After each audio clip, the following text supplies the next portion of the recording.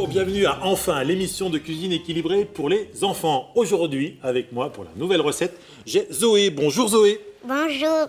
Ça va bien? Oui. Ouais, t'es contente d'être là? Oui. Oui, bah oui, j'y vois avec ce beau sourire. En plus, Zoé, dis donc, t'es venue avec un beau dessin. Regarde, je l'ai affiché sur la porte de mon frigo.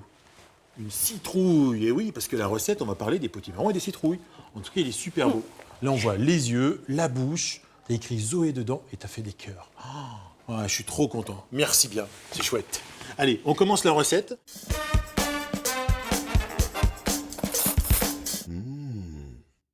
Alors, pour la recette de velouté d'automne au potiron, on va avoir besoin de pommes de terre. Tu les vois ici, des carottes, de la crème légère, un oignon émincé, du sel et du poivre, de la noix de muscade, tu vois, avec sa petite grille, sa petite crêpe, du persil, et puis un potiron. D'ailleurs, on va écouter Caroline, qui va tout nous dire sur la famille des cucurbitacées.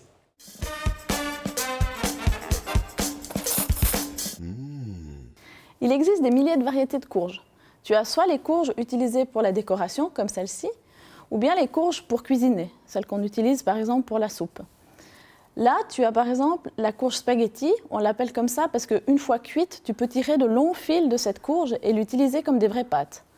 Tu as la butternut qui a un goût de noisette, ou bien la bleue de Hongrie qui a un fort goût de châtaigne. Ce qui est bien avec la courge, c'est que tu peux aussi utiliser les graines. Tu peux les sécher et puis les mettre au four, ou bien les replanter l'année prochaine si tu as un jardin.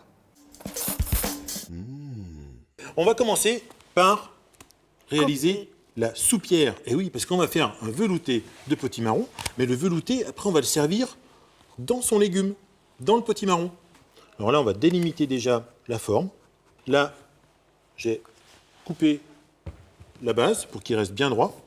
Et là, comme ça, ainsi de suite, je vais découper. Alors, le secret aussi, c'est pas de découper droit. Parce que si je mets mon couteau droit comme ça, quand je vais poser mon couvercle à la fin, le couvercle il va tomber au fond, dans la soupe. Et non, il faut bien que la lame du couteau soit à l'oblique comme ceci pour que le couvercle tienne bien après.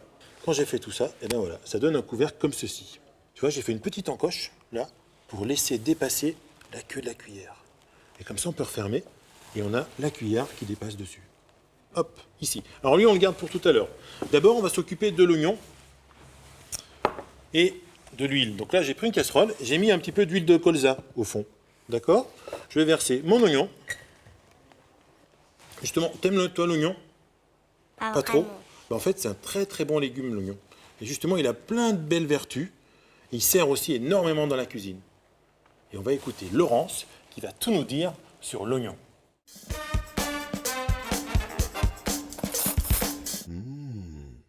Il est souvent méconnu que l'oignon possède des qualités extraordinaires. D'abord, il est bon pour la circulation sanguine et ensuite, il est antioxydant. En plus de cela, il donne un bon goût, il relève le goût de nos plats, ce qui nous permet d'ajouter moins de sel. D'ailleurs, un petit conseil, goûtez toujours avant de saler vos plats. Inutile de saler avant, saler ne doit pas être un réflexe. Zoé, t'as vu?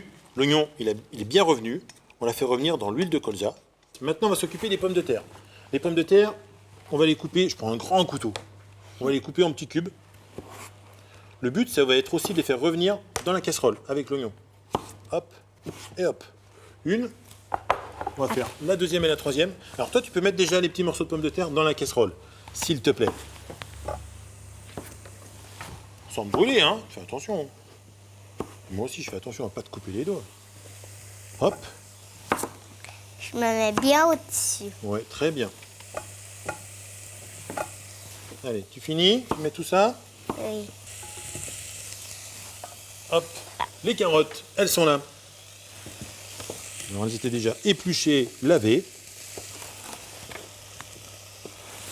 On va faire aussi celle-ci. Allez, tu prends les derniers morceaux. Ouais. C'est bon? Super. Donc, Et allez oui, vite, hein. tranquille. Oh là là. Ça va être facile la recette tous les deux. On va bien se débrouiller, tu vas voir. On épluche nos carottes, on les coupe en petits morceaux. Allez, tu mets tout dans l'ensemble. Moi, je vais venir mélanger pour pas que ça brûle. Eh, génial. Allez, encore un petit peu. Il y en a encore. Oh, tu travailles vite, hein, dis donc. Oh, Efficacité maximum avec Zoé. Voilà. Maintenant, Zoé, il nous manque le potimarron, on va en couper un. C'est difficile à Ah ouais, couper c'est la difficile. queue. Ça, faut pas le faire toi. Hein. Ah, Ça voilà, gratte. car regarde comment c'est fait à l'intérieur. Et là, on va creuser. On va enlever tous les petits pépins avec une cuillère. Voilà, hop. T'as vu cette belle couleur orange? Comme c'est joli? Hein, moi, c'est un légume que j'adore. D'ailleurs, on va écouter Laurence qui va tout nous raconter sur le bêta-carotène. Qu'est-ce que c'est que le bêta-carotène?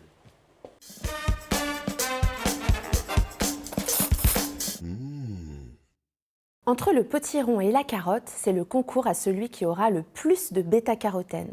Le bêta-carotène, c'est cette substance qui nous aide à avoir une belle peau et qui est bonne aussi pour notre vue. Et en effet, ces deux légumes en sont très riches, et encore plus la carotte que le potiron. Et d'ailleurs, dans le potiron, plus sa chair sera foncée, plus elle sera riche en bêta-carotène. Là, regarde, toi, je fais des petits morceaux. Et eux, on va aller aussi les mettre dans la casserole. Alors, tout ceci, tu peux les mettre. D'accord? D'accord. Allez, je continue de couper. Tu prends que les petits morceaux. Hein. Oui. Alors, t'as vu, j'ai pas épluché. En fait, la peau du potimarron, elle peut se manger. C'est très bon. Et elle va après se mouliner toute seule, tu verras. Et on va mettre à cuire pendant à peu près 20 minutes. D'accord? Ça te va?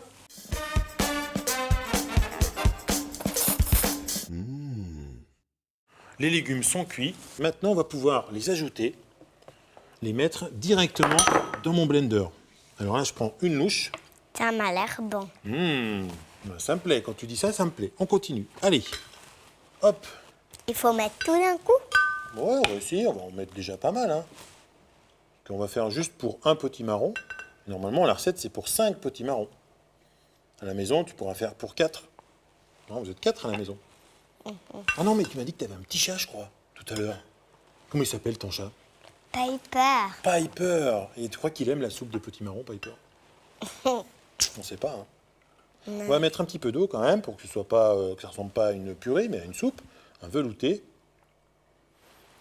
Voilà. On en remettra tout à l'heure de l'eau, si jamais il y a besoin. Hop. Je vais mettre le couvercle. Je laisse la main au-dessus, on sait jamais. Et là, je vais mélanger tout doucement. Ouais, regarde. Génial. Je peux accélérer un petit peu. Ça, pareil, il ne faut pas le faire toute seule. Hein. Tu le fais avec maman ou papa. Voilà. Allez, on va ajouter maintenant la crème. Donc la crème, c'est pour le côté gourmand. Mais pas que. C'est aussi pour la nutrition. Et là, on va écouter et regarder Laurence qui va tout nous expliquer sur l'ajout de la crème dans le velouté de potiron.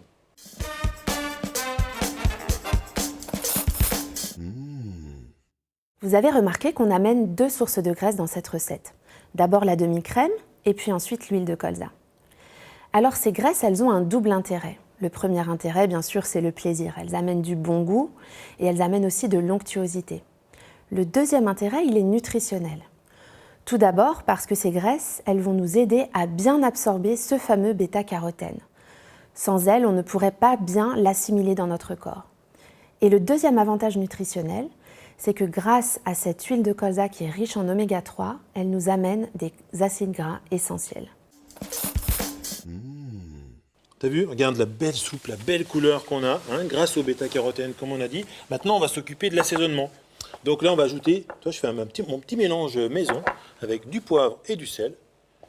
Là, je le fais. C'est toi qui vas continuer la suite. Allez, tu prends bien du sel aussi.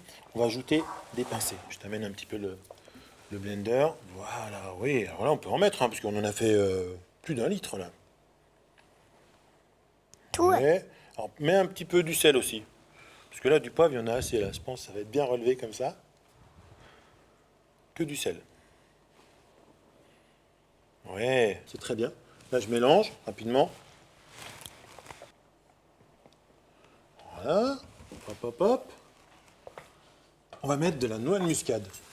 Comment? Alors là, on prend une petite râpe. On prend la noix de muscade et on vient râper au-dessus, comme ça. Voilà, hop, ça suffit comme ça. Allez, on mélange encore un petit peu. On fait comme une potion magique. C'est ça, hein? Pour une sorcière. Ouais, pour une sorcière. On dit que c'est une potion qui transforme en quoi? Une potion pour transformer en Au citrouille. En citrouille, d'accord. Maintenant, je prends mon potiron qui était vidé, d'accord. Je vais pouvoir verser à l'intérieur la cuillère, on va la mettre là, comme ceci. Et puis je vais refermer le couvercle.